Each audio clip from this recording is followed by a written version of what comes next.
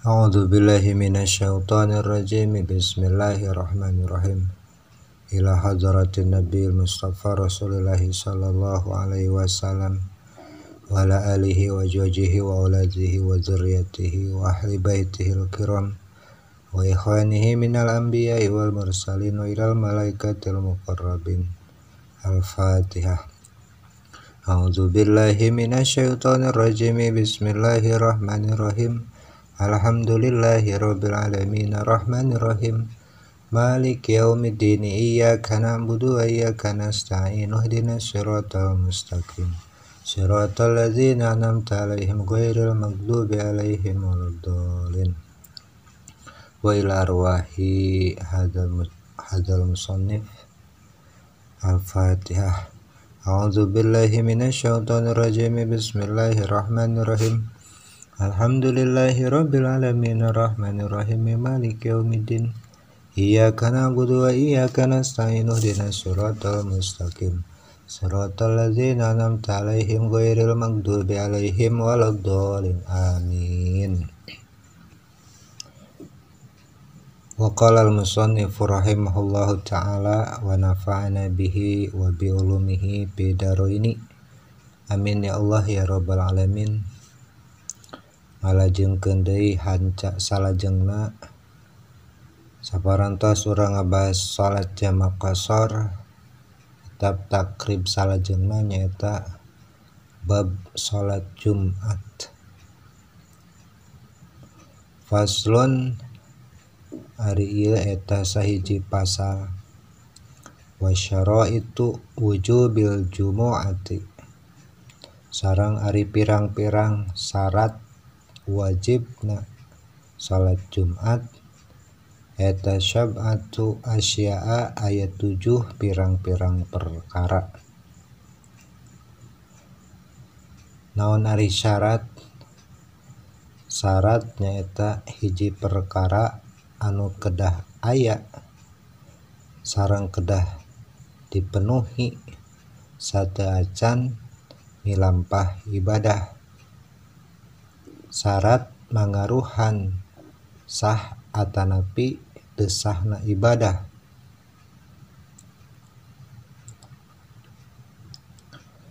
Al-islamu wal bulugu wal aqlu. Al-islamu syarat wajibna salat Jumat nu kahiji Islam. Wal bulugu sareng baleg hideng.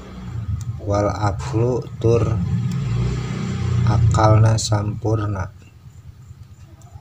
Wa hadhihi sareng ari ieu Islam bareg berakal eta syurutun aidon mangrupikeun pirang-pirang syarat deui li ghairil jumu'ati kanggo salian ti salat Jumat. Minas salawati tina pirang-pirang salat.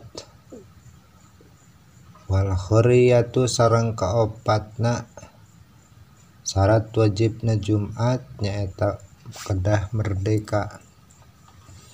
Wal dzukuriyatu sareng kalimana pamaget. Wasihatu sareng kagenepna sehat. Wal istitonu sareng katujuhna nyata kedah penduduk tetap.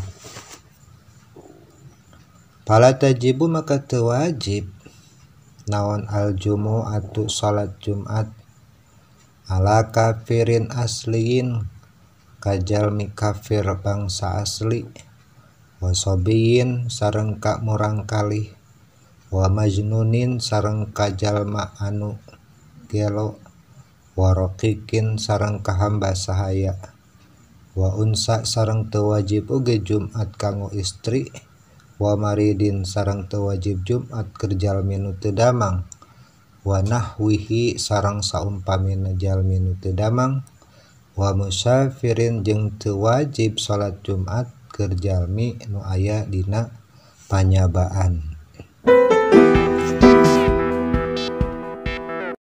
Wa syaraitu sihhati fi'liha sareng ari pirang-pirang syarat sah midambeulna salat Jumat.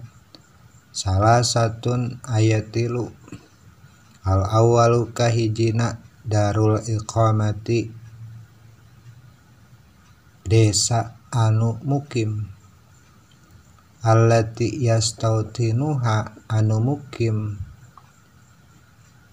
di eta darul iqamah saha al adadu bing bilangan jalma al mujmi'una anu kumpul sawaun pidzalika sami wae kanggo darul iqamah naon al mudunu pirang-pirang kota wal qura sareng desa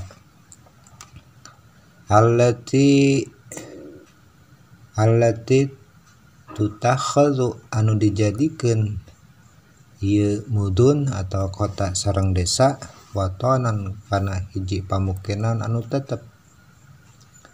Wa baro sareng tos gawe bahasa tos mengungkapkan saha al musannif ajengan musannif andzalika tina itu darul iqamah biqaulihi kalawan dauhana ke musannif antakuna kedah kabuktosan naon al baladu kota misron kanat eta kota ayana naon al baladu kota au qaryatan atanapi kampung wasani sareng syarat sahna midambel salat Jumat ayakuna kedah kabuktosan saha al adadu bilangan bi jamaatil jumaah tina berjamaahna salat Jumat arba'ina ngalangkungan 40 rajulan lalaki min ahlil jumu'ati di ahli Jumat wahum ari arba'ina eta al mukallafuna jalmi-jalmi anu kataklif az-zukuru lalaki al akhraru anu pada merdeka al mustaitinuna anu mukim eta arba'in bihaitsu la yaz'anuna kalawan sakira-kirana tengali ieu ahli Jumat amastautonuhu tina tempat tinggalna sitaan dina musim hujan wala saifan sareng ngalih nalika musim halodo illa lihajatin kecuali karena aya prayogi wasalisu sareng ari syarat sahna salat Jumat ayyakunal waktu kedah kabuktosan aya naon al waktu bagian anu tetep waktu anu nyesa nu tersisa wa huwa sareng ari ieu waktu teh eta az-zuhru waktu zuhur. Jadi salat Jumat teh kedah diselenggarakeun di waktu zuhur qabla asar. Fayustaratu sareng maka disyaratkeun naon antaqa'a kedah tumiba atanawi kedah dilaksanakeun naon al jumu'atu salat Jumat kulluha tegasna masa kabeh salat Jumat eta fil waqti dina waktu zuhur walau daqoma kalamun rupak atanapi sempit naon waktu zuhri waktu zuhur anha tina eta Jumat di alam yabqa gambaran mah kalawan teu nyesa teu nyukupan minhu tina eta waktu naon ma perkara la yasau anu teu cukup ieu waktu allazi la budda kana perkara anu teu meunang henteu minhu tina eta lazi fiha dina eta Jumat min khutbataiha tina dua khutbah salat Jumat warok ataiha sareng 2 rakaat salat Jumat suliat maka disolatan wae ieu Jumat tuhron kana salat duhur jadi mun waktuna teu cekapan kanggo khutbah sareng salat 2 rakaat maka diganti ieu salat Jumat ku salat duhur. Lain haraja maka lamun keluar naon al waktu Jumat au ozimat atanapi sepi naon asyurutu pirang-pirang syarat sahna Jumat Aya jami'a waktu duhri tegasna dina sakabeh waktu duhur, yakinan kalawan kayakinan aldonan atana pisangkaan, wahum sareng ieu ari ahli Jumat fiha eta tetep dina salat Jumat, suliat maka disolatan ieu Jumat duhron kana salat duhur. Binaan kana arah-arah ngadegkeun alama kana perkara fu'ila anu dipidamel ieu mah minha tina Jumat. Wafatatil sareng seep atanapi porot naon al jumu'atu salat Jumat sabaun sarua wae azroku manggihan ieu ahli Jumat minha tina eta Jumat rakaatan kana sarakaat amla atanapi henteu manggihan. Walau syaku lamun mangmang ahli Jumat fi huruji waktiha dina kaluarna waktu Jumat, wahum sareng ari ieu ahli Jumat piha eta tetep aya dina Jumat, atamuha maka nyampurnakeun eta ahli Jumat kana salat Jumat jumu'atan kana jadi Jumat, ala sahihi numutkeun kaul anu sahih. Janten syarat sahna salat Jumat aya 3. Hiji, tempat tinggal anu dihuni ku sakelompok jalmi anu bade milampah salat Jumat. Tempat tinggal eta bade berupa kota tanapi pedesaan. Anu dijadikeun eta kota pedesaan teh kana tempat tinggal sejumlah orang teh anu tetep. Kadua syarat salat Jumat teh nyaeta jamaahna cumpon ku 40 jalmi pameget nu ahli Jumat anu kataklif ku Jumat. Saha ahli Jumat teh mereka jalmi mukallaf pameget anu merdeka tur tinggal di eta tempat tetep. Sareng katiluna salat sah Jumat teh nyaeta dilaksanakeun dina waktu zuhur.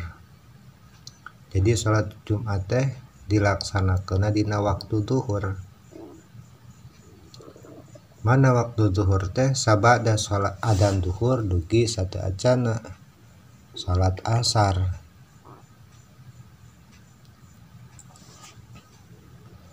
Sehingga lamun mah waktu zuhurna tinggal sakedik deui teu tiasa nyumponan kawajiban salat Jumat nyaeta 2 khutbah sareng 2 rakaat salat, maka eta salat Jumat digentos ku salat duhur. Lamun mah waktu salat duhur parantos habis atanapi syarat salat Jumat teu kapenuhi dina waktu zuhur, rek ngalangkungan keyakinan atawa dugaan jamaahna dina nalika ngalaksanakeun salat Jumat, maka anu kedah dipilampah ku jamaah nyaeta salat duhur. Jadi tong ngalaksanakeun 2 rakaat tapi ngalaksanakeun salat duhur anu 4 rakaat. Maka dianggap kaluar tina salat Jumat sanaos parantos ngalaksanakeun sarakaat. Jadi kedah 4 rakaat. Seandainya para jamaah mangmang atanapi ragu karena saepna waktu zuhur pikeun ngalaksanakeun salat Jumat, tapi aranjeunna aya nalika ngalaksanakeun salat Jumat, nurutkeun pendapat nu asoh nu sahih mah teraskeun we salat Jumat. Amun karan nembe sarakaat kari nambahan janten 2 rakaat. Itu numutkeun kaul anu sahih. Wa faraiduha sareng ari pirang-pirang kaparduan salat Jumat. Wa minhum sareng eta tetep dina sapalihna ulama man ari ulama abaro anu ngabasakeun ieu ulama anha tina eta faraid bisuruti ku pirang-pirang syarat. Sapalihna ulama mah teu nganggo faraidu tapi ku bisuruti. salah satu ayat tilu paraduna salat Jumat atau napi syarat na salat Jumat teh ayat tilu ahaduha salah sahijina tina salasah asaniha sareng kaduana tina salasah kahiji sareng kaduana eta khutbatani dua kali khutbah yaqumu anu ngadeg saal khatibu khatib pihima dina dua khutbah wa yajlisu sareng calik ya khatib bainahuma antara dua khutbah. Qala parantos ngadawu saal mutawali imam mutawali biqadri tumaninati nyata kalawan saukuran tumanina baina sajdata ini antarana dua sujud walau ajaja sareng lamun apes ya khatib anil qiyami tina ngadeg wa khataba sareng khutbah khatib qaidan bari calik au muttajian atana pinyangigir soha maka sah ieu khutbah wajaza sareng wenang naon al iqtida'u turutna bihi ka khatib walau ma'al jahli sareng sok sanajan teu uninga bihalihi kana kaayaan khatib wa haitsu khataba sareng di mana-mana khatib khutbah qaidan bari calik fasala maka misahkeun ieu khatib khutbah bari calik bainal khutbataini antara dua khutbah isaktatin kalawan jempe labit tijain henteu kalawan nyangigir wa arkanul khutbataini sareng ari pirang-pirang rukun khutbah eta khamsatun aya 5 alhamdulillah hiji ka hijina ngucapkeun tahmid atanapi alhamdulillah ta'ala ka Gusti Allah nu maha luhur summa sholatu ala rasulillah kaduana ngaos shalawat ka Kangjeng Nabi Muhammad sallallahu alaihi wasallam walabtu homa sareng aya lafadzna hamdulillah sareng shalawat eta muta'ayyinun tos ditangtukeun. Jadi kedah kulafat hamdulillah atau alhamdulillah sareng wassalatu tekenging digentos kuno sanes.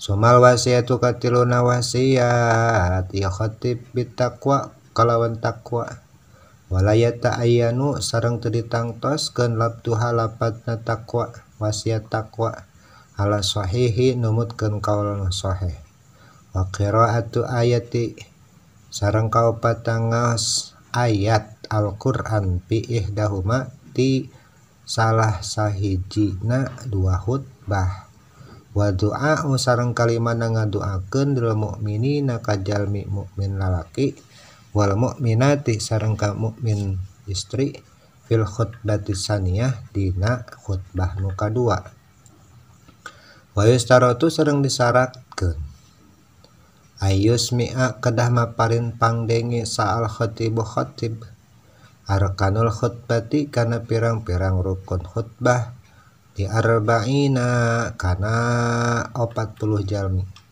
dikira-kira ucapan khatib teh ka kuping ku 40 jalmi tan aqidu anu jadi anu ngasahkeun bihim kalawan arba'ina naon al jumu'atu Jumat salat Jumat ayustaratu sareng disyaratkeun al mawalatu tuluy-tuluy tong kapisah bainal kalimatil khutbah antara kalimat khutbah wa bainal khutbataini sareng antarana dua khutbah falau farqa maka lamun misahkeun khatib baina kalimatiha antara dua kalimat khutbah walau bi uzrin sok sanajan aya uzur batalat maka batal janten kalimat khutbah kahiji sareng kalimat dua sapantos tumanina ulah kapisah kuno sanes mun kapisah kuno sanes sanaos aya halangan aya uzur maka batal salat khutbahna batal khutbahna diulang deui wa yustaratu sareng disyaratkeun pihi matina khutbatain naon satrul aurati nutupan aurat. Jadi khatibna kedah nutupan aurat wa taharatul hadasi sareng bersih tina hadas wal hubusi sareng bersih tina najis bisaubi nu aya tina baju awa badani atau badan wa makanina tanapi tempat. Wasalisu sareng katiluna min faraidil Jum'ati tina pirang-pirang kaparduanna salat Jumat. Antu salat kedah di salatan ieu Jumat bidomi awalihi kalawan ngawitan ieu lapat musalla rakaataini kana 2 rakaat bijamaatin bari berjamaah dan akidu anu ngesahkeun bihim kalawan arba'ina al Jumu'atu salat Jumat. Wayustaratu sareng disyaratkeun naon buku hadis salati tumiban aya salat Jumat ba'dal khutbataini saparantos 2 khutbah. Jadi salat Jumat mah saparantos 2 khutbah. Bi khilafi salatil idi ngabedaan atau nyulayaan tina salat id. Fa inna maka aya salat id mah qabla khutbataini salat teh samemeh 2 kali khutbah. Wa hayatuha sareng ari sunnah hayat salat Jumat. Wasabaqo sareng tos dipayu naon makna hayati maknana hayat. Arba'u hisolin ari sunnah hayat na Jumat aya 4 ahaduha salah sahijina tina itu arba'u hisolin eta al-ghuslu mandi liman pikeun jalma yuridu anu bade anu maksad iman huzuraha kana hadiran salat Jumat min zakarin di lalaki au unsa tau di awewe hurin anu merdeka au abdin atawa hamba saya mukimin anu mukim au musafirin atanapi musafir wa waktu geus dia sareng ari waktuna adus Jumat eta minal fajr sani tingawitan fajar shadiq fajar kedua takribuhu sareng ari caketna waktu mandi min zihabihi tina angkat nasiman kana salat Jumat eta afdalul langkung utami. Jadi sate acan sakedap di salat Jumat ibak talangkung utami. Faina jaja maka lamun apas siman min gusliha dina adus Jumat tayamama maka gawe tayamum siman biniatil gusli kalawan niat adus laha pikeun salat Jumat. Wasani sareng kaduana sunat hayatna tatan tadipul jasadi ngabersihkeun badan bijalatirhi kalawan ngaleungitkeun babauan al karihi anu hapeu kanu teu sedap minhu tina eta jasad kasonanin sapertos bau badan faya ta'ato maka ngadatangkeun ieu siman makana perkara atau nepi barang yuziluha anu bisa ngaleungitkeun eta makana babauan wanahwi atau saumpana eta ma yuziluhu anu ngahilangkeun eta barang kanu babauan min murtakin sapertos bedak wanahwi atau nepi saumpirna bedak penghilang bau lah. Wasalisu sareng katiluna eta labsu siabil bidi nganggo raksukan bodas fa inna hamaka ari siabil bidi eta abdulul langkung utami abdulus siabi langkung utamina nganggo raksukan warabiu sareng kaopatna akhdu dhufri potong kuku intol lamun panjang ye kuku wasyaru sareng ari rambut eta kadzalika sapertos ahdu dhufri intola ayan tipu maka sunah ageman nyabut ibatohu kana bulu kelekna eta man waya qosu sareng sunah motong atau ngarapikeun siman syaribahu kana kumisna eta si jalmi wayah liku sareng sunah nyukurna si jalma ana tahu kana bulu kelamina watibu sareng nganggo sesengitan si jalma biasani ma eta langkung saena perkara wajada nu mendakan ieu jalma minhu tina eta sesengitan disunahkeun oge nganggo sesengitan neuk teu kuku neuk ngarapikeun kumis neuk teu bulu kelamin teu disunahkeun dina dinten Jumat. Wa yustahabu sareng sunahkeun naon al insatu insot ngargepkeun wa huwa insot tasukutu jempe ma'a isgoi sarta merhatikeun fi waqtil khutbati dina waktu khutbah. Jadi na waktu khutbah teh disunahkeun jempe. Wa yustasna sareng dikecualikeun minal insoti tina insot ngaregepkeun naon al umurun pirang-pirang perkara fil mutawalati nu aya tina kitab anu bebe nu luas beberanana penjelasanana minha eta tetep tina sapalihna umur indaru a'ma ari ngemutanana kajalmi anu lolong aya qoa anu rek murag atau tumiba kana jalma lolong teh fi birin kana sumur. Jadi tekenging jempe aya jemeng cilaka mah ditulungan ngagorowok. Waman sareng kajalmi daba anu ngarayap aya ngarayap nilai ka eta jalma naon akrobun kalajengking masalan umpamana. Jadi ngabahayakeun batur ku urang diwartosan padahal khatib nuju khutbah nya teu nanaon.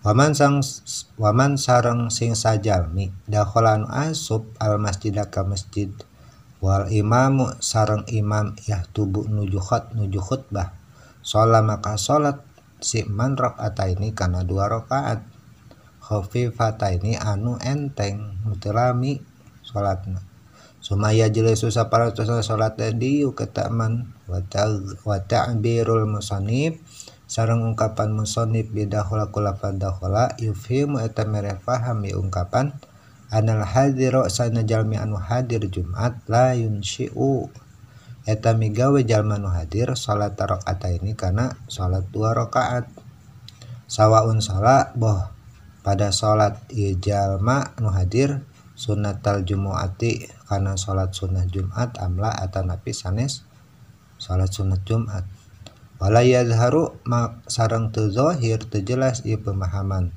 min hadzal mafhumi tina ieu anu dipaham naon anna fi'laha sanyana midambalna sunnah 2 rakaat eta haramun haram au makruh atau makruh.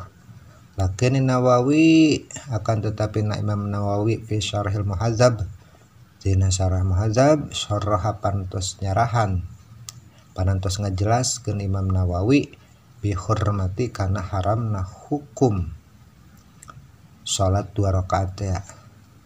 Wa naqala sareng parantos nukilkeun Imam Nawawi al ijma'a kana sepakat ulama alaiha kana eta pemahaman anil Mawardi nu katampi ti Imam Mawardi. Jadi saya nama tina pendapat kahiji lamun urang sumping kasiangan khatib khutbah disunahkeun salat 2 rakaat. Tapi Imam Nawawi memang haramkeun salat sunat 2 rakaat saparantos khatib. Wallahu alam bimuradih. Mudah-mudahan manfaat kanggo urang sadayana. Simkuring nada bantosanana. Like, comment, subscribe na bagikeun i video kanu sanes etang-etang urang syiar Islam ngabantos wargi-wargi urang supados anjeunna langkung sae langkung uninga ibadah anu dipirampah. Barakallahu li wa lakum.